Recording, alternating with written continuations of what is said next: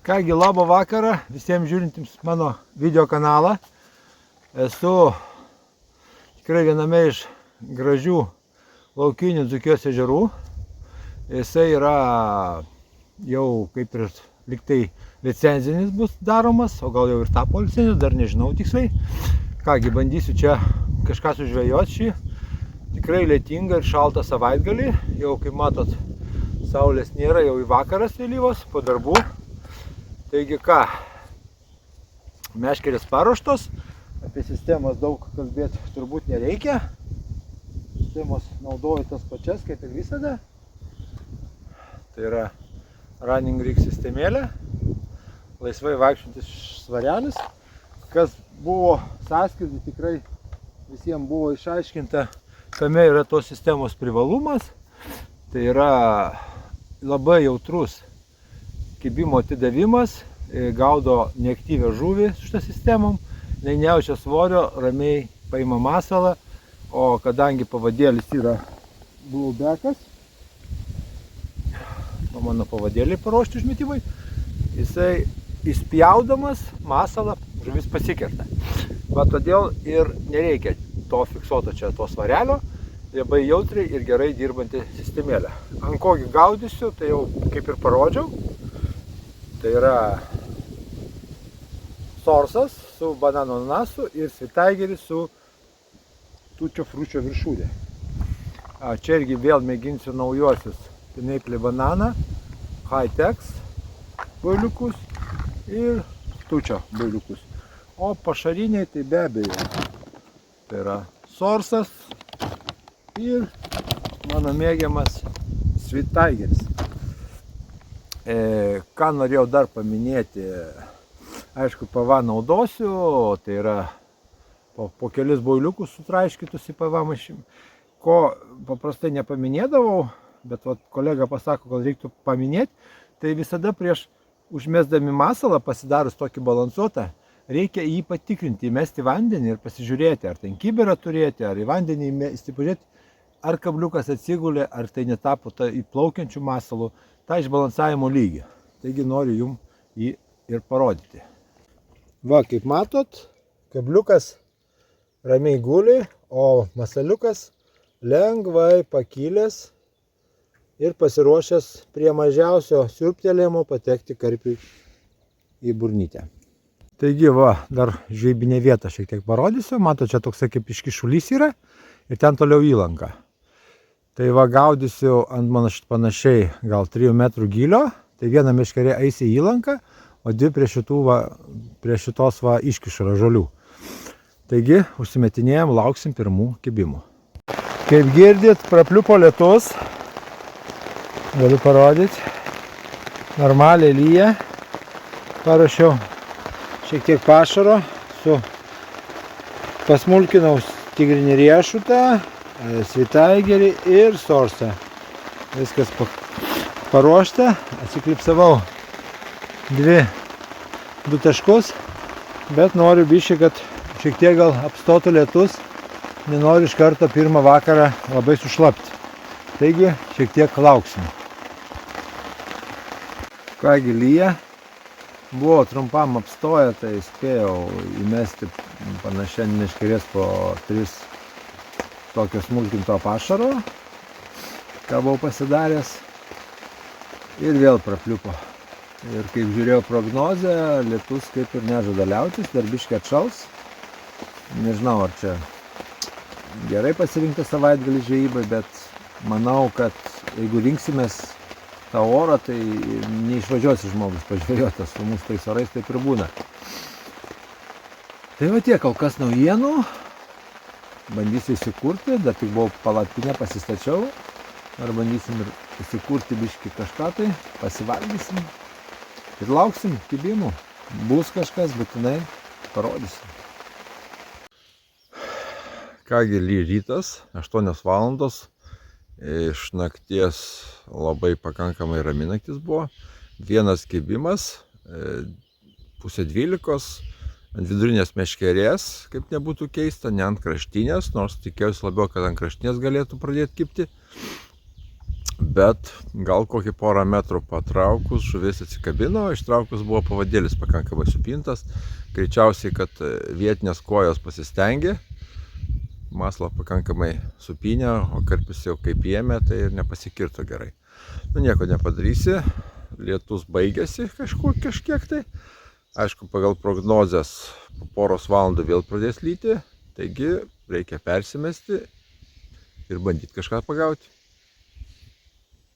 Šui kibimą gal?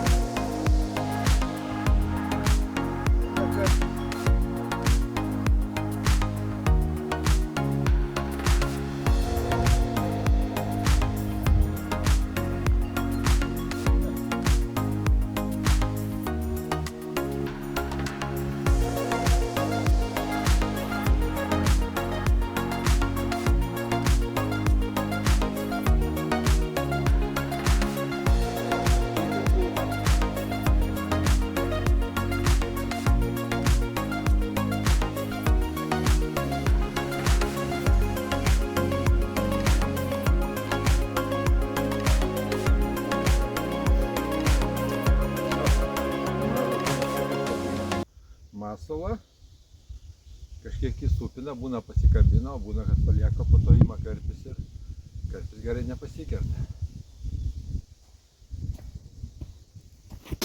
Na ką, reikia, manau, vis tiek, kad ir vėjas ir šalta pakankamai, bet vanduo tai nėra dar labai atšalęs ir žuvim maitintis kaip ir tinkamas, tai bandysim dar vis tiek, va, pasidariau pašaliuko, pasismulkinau, tigras, svitaigeris, sorsas ir bandysime pasijaukinti. Taigi, einam pamojuosim. Matai, kada iš tokio atstumo, tai tas kaip jau reiškia, kad jis ten gerai paėmęs. Ja.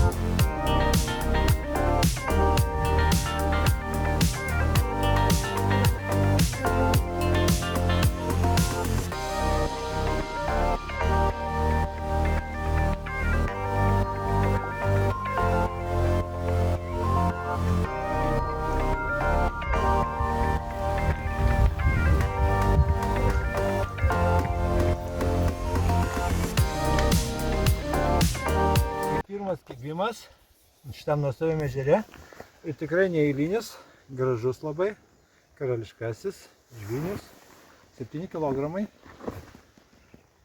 Taigi, ką, dėl tokios, kad ir vienos žuvies, verta atvažiuoti ir paleisti visą lietingą savaitgalį prie ežero.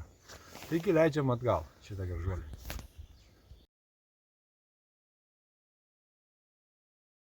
Kągi, daugiau kibimų kol kas nėra. Vėl visa diena tokia, tai lyja, tai nelyja. Dabar nuo medžių lyja, dabar apie 6:30. Visiškai vėjas dingo. Bet dangus toks švininis, manau, kad lis. Signalizatoriai tyli. Manau, šiek tiek reikės pajaukinti. Kągi, vakaras, 9 valandos, biškį išsigėdrėjo, nulijo. Kaip matote, ežeras visiškai nurimo. Belieka laukti iki išganingo kibimo.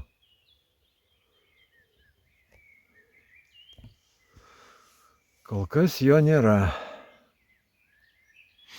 Biškį oras atšilęs buvo iki 11 laipsnių.